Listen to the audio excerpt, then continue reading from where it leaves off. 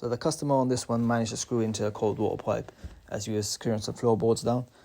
So with this one, he was happy for me to just cut the floorboard down where it was, only because he was getting charged by the hour.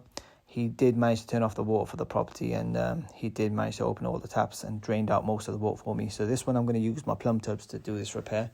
I'm not going to use my wet vac, only because I'm just showing an alternative of how to do this if you're limited with tools. So as I've cut my damaged section of piping out, I've just pushed down the excess water into my plumb tub on either side, taking out as much as I can.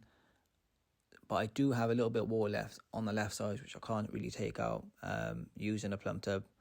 So what I'm going to do on this particular one, I'm going to use something just to prop up the pipe as I'm soldering. So after I've cleaned everything down, got my new section of piping ready and got my couplers on, I'm just going to connect the left side first with something propping the pipe up as I'm soldering, so I don't get any water running into my joint as I'm soldering.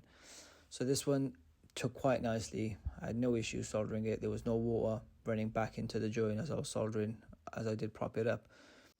Just be careful you don't move the pipe too soon after you solder, only because the joint is hot and you don't want to crack the joint as you're moving it. So luckily for this one, I did have plenty of play on the other side of the pipe as well, so I did manage to move the pipe left and right quite easily. This one did take quite nicely again, didn't have much water left in there either. So after this point, if you want to wipe down the joints, just be very careful because the pipe is hot, the joints are hot, and you can crack the joints if you put too much pressure on, so just be careful. Yeah, so just like and subscribe and let me know what you think, guys. Thank you.